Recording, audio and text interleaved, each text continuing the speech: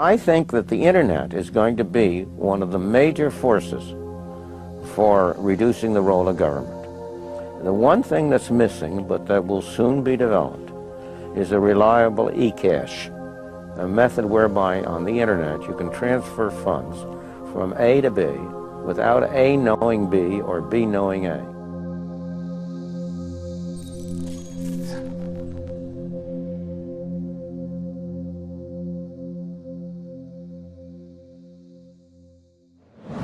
What is a Bitcoin? What is Bitcoin? What backs a Bitcoin? You put some of your money, real money, online, and it turns into Bitcoin. I don't even know why we call them coins, except that they call it coins in the name. I think Bitcoin has turned into a massive multiplayer online game where speculators are trying to out-speculate each other. Is it a means of exchange or an asset class? I see you taking my real dollars, and then you give me virtual money in return. Thanksgiving dinner, my grandmother asked me, what the heck is this Bitcoin stuff anyway, right? And I said to her, do you remember when Visa cards first came out? You were used to paying with cash or with a check, and then a Visa came out. It was this weird payment system that you didn't understand. And she said, yeah, I remember that. I said, well, Bitcoin is just the next evolution of another payment system. Bitcoin. By now, you've probably heard of it. The wild fluctuations in its price has gained the attention of the mainstream financial media. But Bitcoin is much more than just your average investment. Beneath all the hype and hysteria lies what could be the most important technology of our lifetimes. So what exactly is it? To fully appreciate the characteristics that make Bitcoin a potentially world-changing technology, we first need to understand what money is. Currency started developing 6,000 to 9,000 years ago, some sort of medium of exchange, and people used something of value. Societies around the world, though, started to select gold and silver as their primary currency about 3,000 years ago, and then about 680 BC, they became money when they were minted into coins of equal weights. Governments started creating representative currencies where you deposit your gold and silver, or they have gold and silver in the treasury, and they come out with notes that are basically a claim check on the gold. So they're supposed to be as good as gold because you can always convert them into gold. Throughout history, precious metals were chosen as money, not through government decree, but because of their unique features. Gold is rare, easily recognizable, portable, durable, and divisible. Above all, because gold is difficult to find and labor-intensive to mine, refine, and mint, it has always been perceived as a store of value.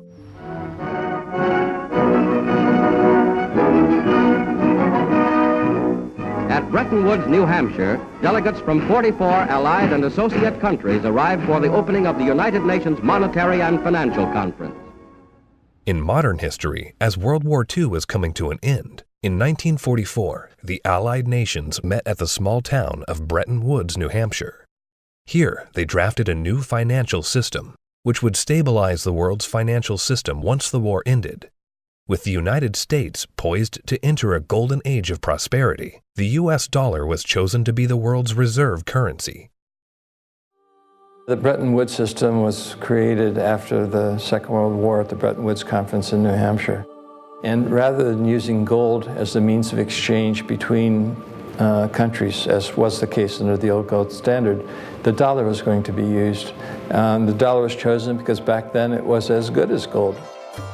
Under this new system, the countries of the world would tie their currencies at a fixed rate to the U.S. dollar. And because most of the world's gold was held in U.S. vaults, the U.S. dollar would be backed by gold at a fixed price of $35 per ounce. This created a system where the currencies of the world were effectively backed by gold through the U.S. dollar. I have directed Secretary Connally to suspend temporarily the convertibility of the dollar into gold or other reserve assets. The Bretton Woods system lasted for about 25 years, but in August of 1971, President Richard Nixon called for an emergency press conference where he announced foreign countries would no longer be able to convert their U.S. dollar holdings into gold. This surprise move would come to be known as the Nixon Shock. With this one announcement, President Nixon effectively created our current monetary system, a system where no currency is backed by gold or anything of value. This is what is known as a fiat currency. Fiat currency is currency that's backed by nothing except government promises. The word fiat is a Latin word, and it basically means currency that's circulating by force. If people have confidence in that currency, and if there's enough government force, that will enable the currency to circulate for a period of time until people lose confidence in the currency.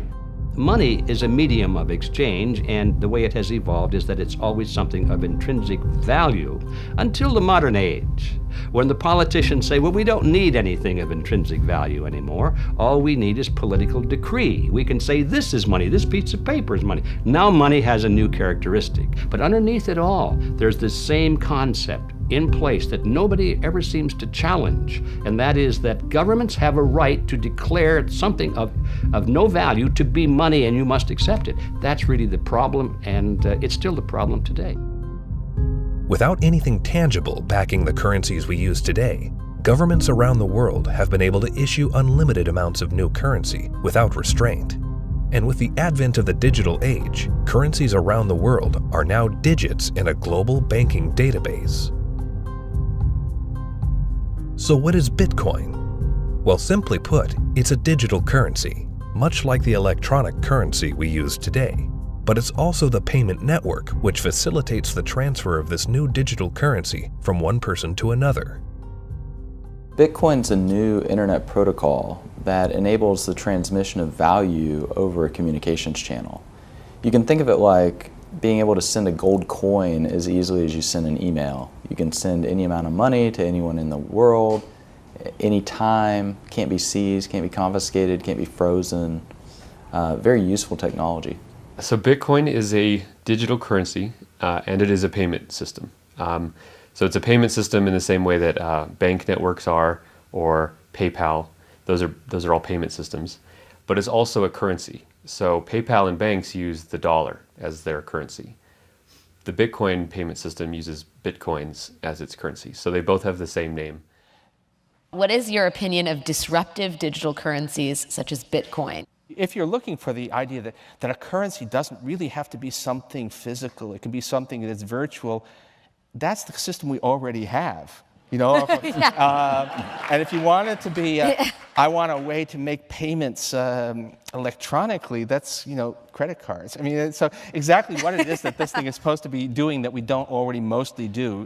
Bitcoin is different from other fiat currencies in a couple ways, but not the way people think. So most people think it's different because it is a digital currency, but fiat currencies are also digital, right? So the dollar is a digital currency, the euro is a digital currency. They're all just ones and zeros in the banks of the world. So it's not that Bitcoin is digital that makes it unique. It's unique in that it cannot be created out of thin air.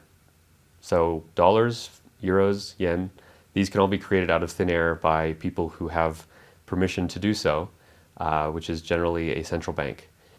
Bitcoin has no ability to create it out of thin air. So it is a scarce digital asset.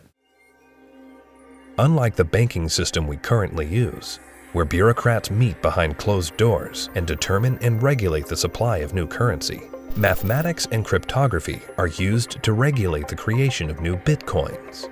The Bitcoin network is decentralized, meaning that instead of transactions and account balances being stored on a central computer or database, Bitcoin's ledger of accounts, more commonly known as the blockchain, is distributed across tens of thousands of computers around the world. There's something called Napster. We all remember Napster. We could download music and movies from Napster, but after a while it got so big and popular, the government came in, shut it down because of copyright infringements. No more Napster, right? So then somebody created something called the Bit Torrent Network. What's this? This is a software people run on their computers that allows people to file share. So if you run the software, you can go to things like Pirate Bay or Views or BT Junkie, and you can download any music or any movies you want, and they can't stop it because it's not a centralized location.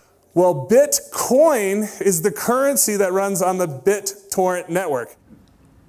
Why was gold and silver considered money for the last 4,000 years is because It took work and effort to make that nice, beautiful coin. They had to dig it out of the ground and refine it, and the crucibles and the furnaces, and stamp it into a nice, beautiful coin. And that took work. So you didn't have to trust anybody that they were going to work for you. The work was already done. Well, Bitcoin, proof of work, is the same thing, right? You have to hash away and solve all these math problems. You have to have the chips and the electricity and yada, yada, yada to create a Bitcoin. It would cost today about $800 to make a Bitcoin. I believe that Bitcoin has multiple levels of intrinsic value. The properties like being unconfiscatable, properties like this censorship-resistant value transfer that no one can stop you from sending. More importantly, what gives it intrinsic value is the productive capacity and the brain power of some of the brightest developers in the world that have chosen to work on this open source protocol.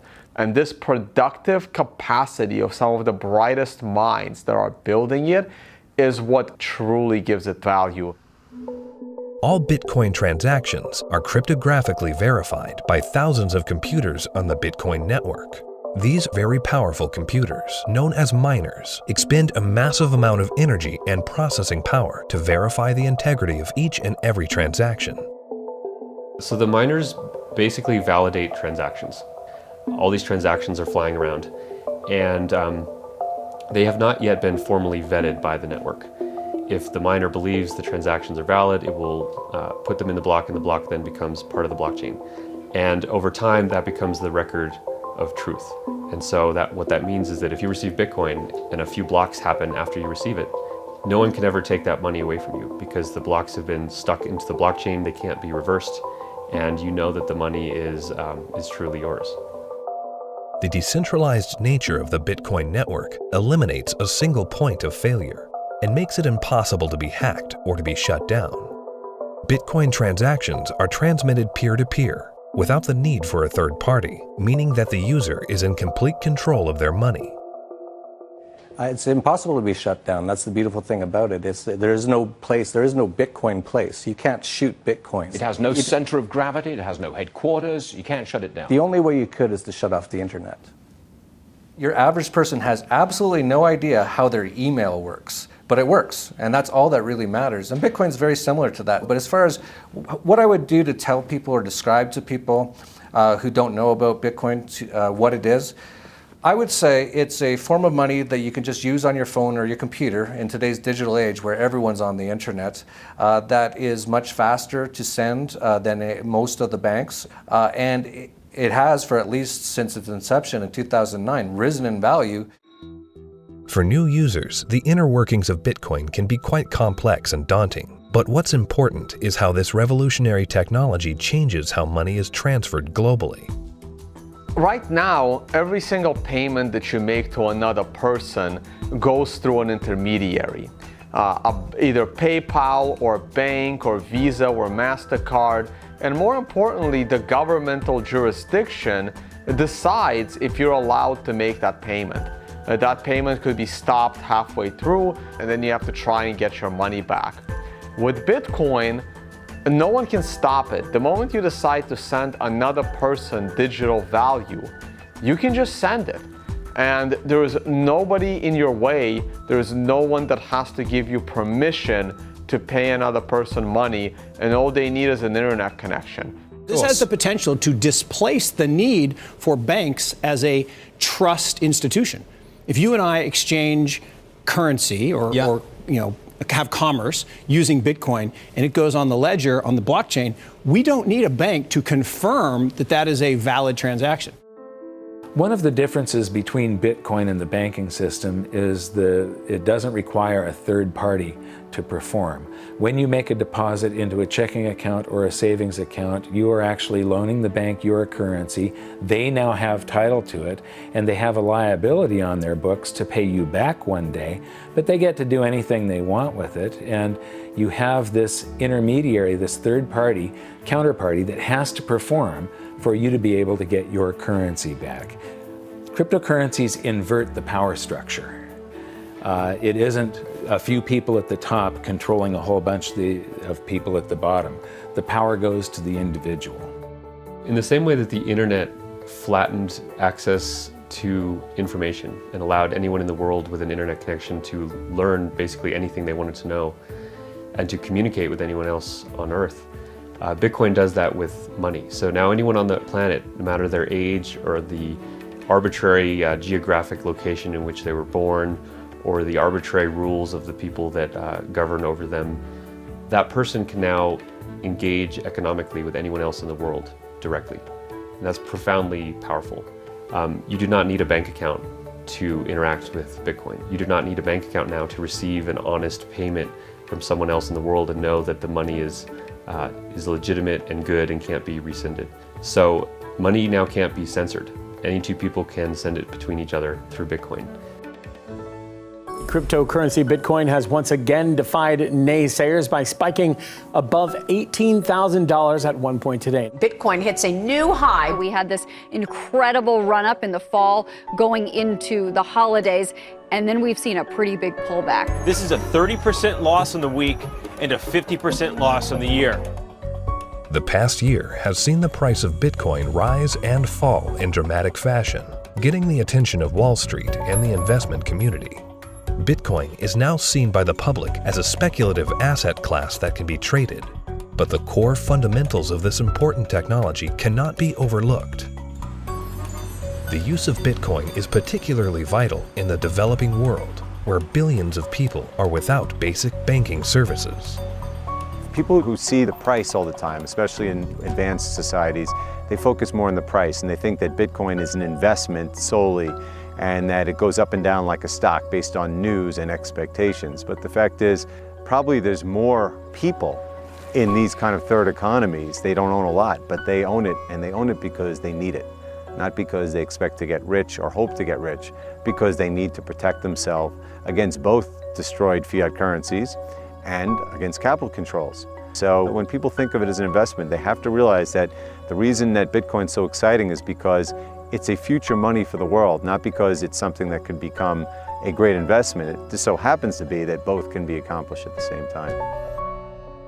One of the great powers of whether it's Bitcoin or any other cryptocurrencies, if we can figure out how to scale the technology, we can solve a lot of problems in the financial system. We can transact with each other globally at very low cost and very efficiently. And there's tremendous market power in that. Has nothing to do with anyone in the financial system. People want to be able to communicate and transact with each other simply and quickly, and the hunger to do that is enormous. Today, Bitcoin is seen as a financial asset, but as the technology develops, the blockchain that powers Bitcoin may be used to verify transactions other than the transfer of money. Each Bitcoin is divisible into 100 millionth of a Bitcoin, called a Satoshi. These tiny fractions of a Bitcoin can be programmed to represent assets other than money. In this way, the Bitcoin blockchain can be used to verify transactions of all kinds of items without the need for a central authority. The Bitcoin blockchain is a tremendous technological innovation that enables distributed consensus. People are able to come to agreement on what the state of this ledger should be and what it is. And that enables people to have trust without trusting any other party or person or institution. So anywhere we need to have trust, where we need to be able to verify what is the true and correct state of something, that has an application to be put on the Bitcoin blockchain. For 6,000 years of recorded history, we've always had this problem when we want to engage in consensual exchange. That is, if we're strangers, can I trust you? And what's happening with Bitcoin and the blockchain, the technology that powers Bitcoin, is now possible for us to have trustworthy exchange without those third parties. The trust is built in through the cryptography. That guarantees the exchange of value. Well, that means that there's this technology that is as disruptive as the internet was to publishing. But this is disruptive to these 100 different institutions that really are the glue that pull society together. You know, everything from as mundane as notary publics to land titling, to coining money, to voting. All kinds of these things are going to be recreated in the blockchain in a way that we will finally be able to fully trust.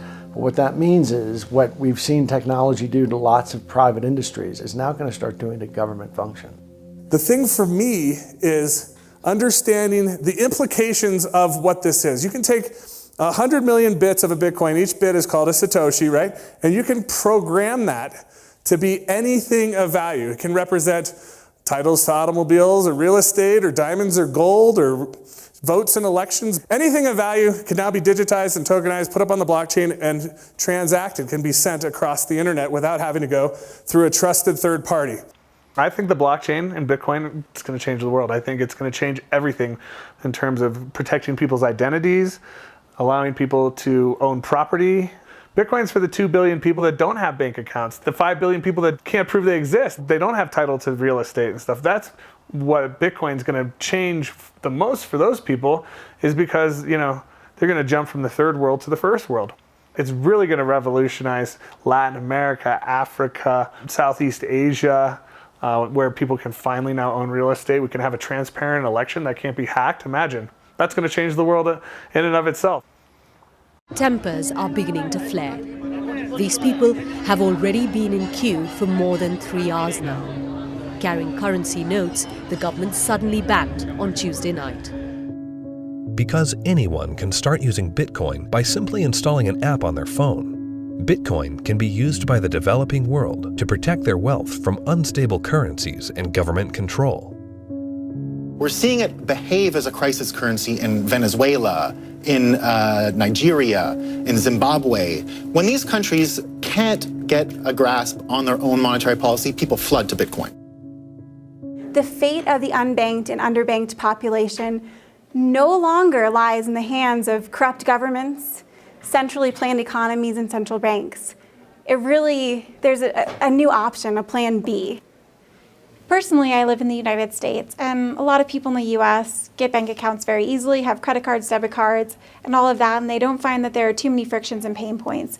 But in a country like India, there are 233 million individuals who are unbanked, who don't have access to a traditional financial infrastructure, and so they're operating cash payment to cash payment. But Bitcoin has become a game changer. So individuals, in essence, can hold on to it, they can spend it, they can transfer it internationally. There are so many use cases.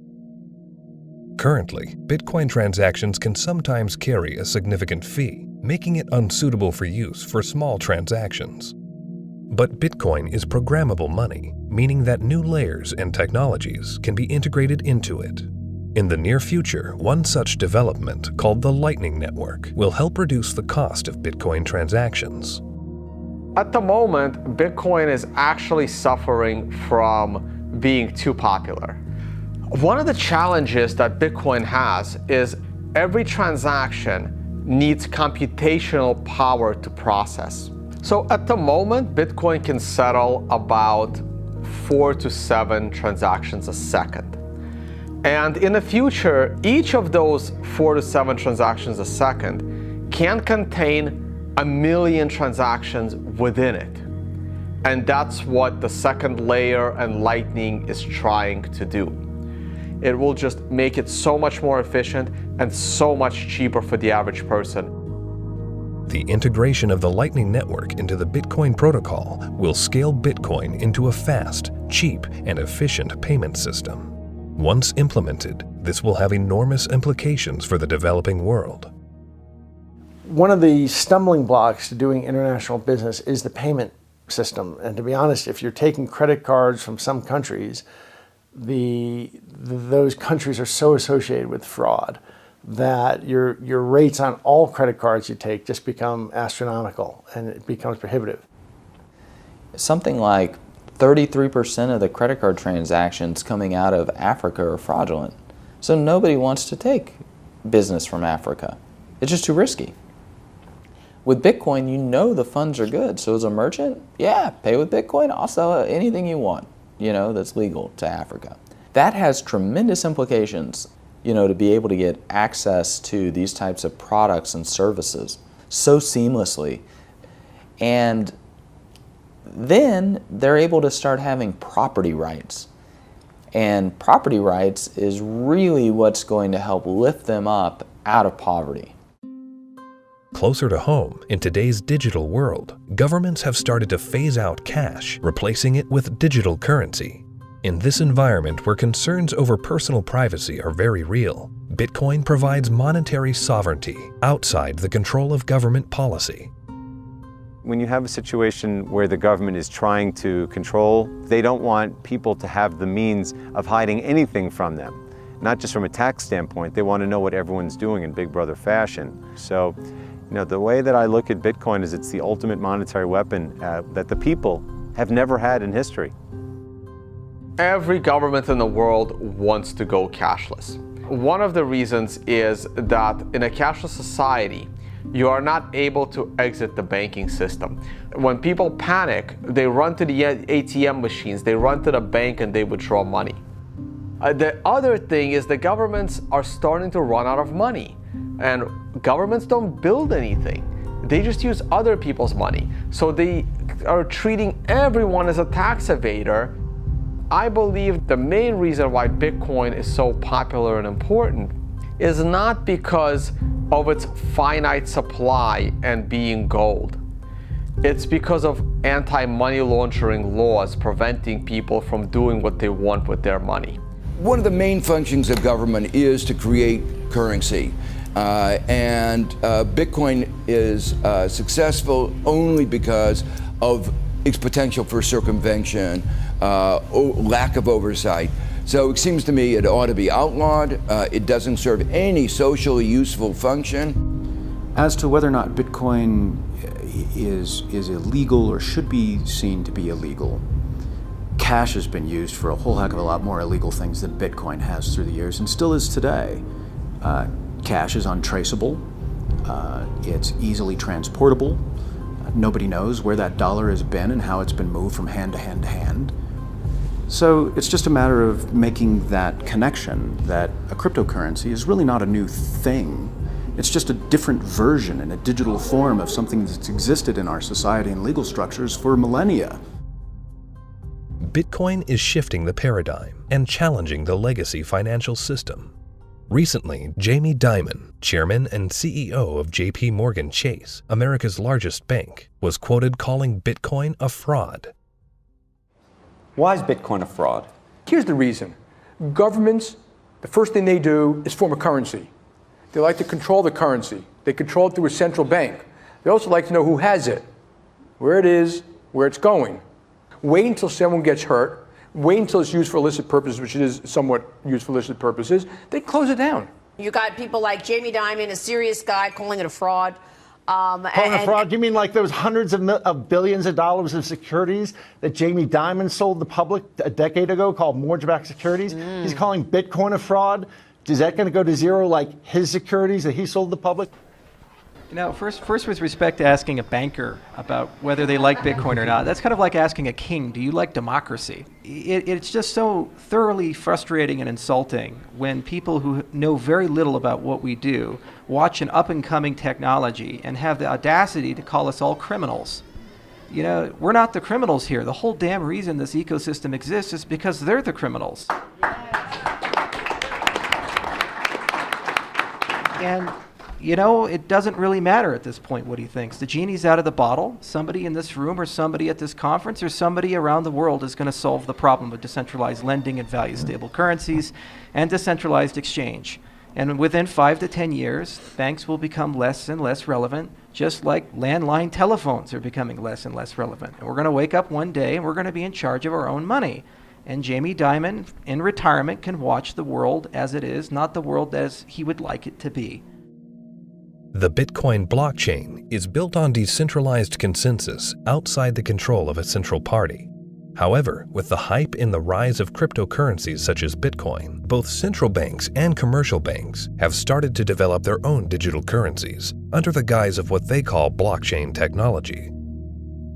My big fear is that what is going to happen is blockchain technology will be adopted by governments, and fiat national currencies will be run on blockchain technologies, and the whole monetary system globally will eventually become cashless.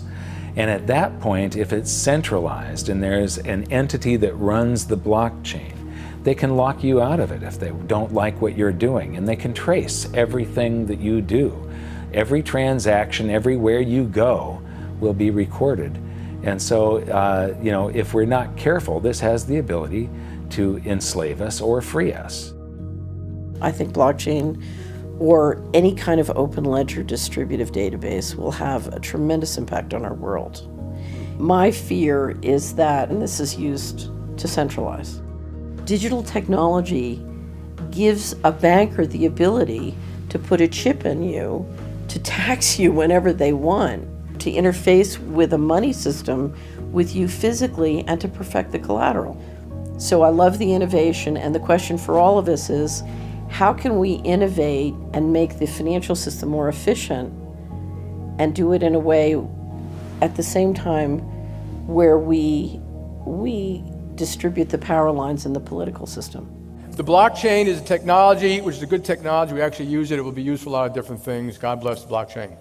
Cryptocurrencies and digital currencies, I think are also fine. JP Morgan moves $6 trillion around the world every day. We don't do it in cash. It's done digitally. If it can be done digitally with the blockchain, so be it. But it'll still be a dollar cryptocurrency. A majority of the people are using the word blockchain, and they don't really care whether it has this decentralized mining. The government is going to just have a digital representation of the dollar. They can call it a blockchain, but there's not going to be mining. There's not going to be decentralization. It's going to be a centralized coin. Whether they call it a blockchain or not is irrelevant. The whole purpose of a blockchain is to remove control from a central party.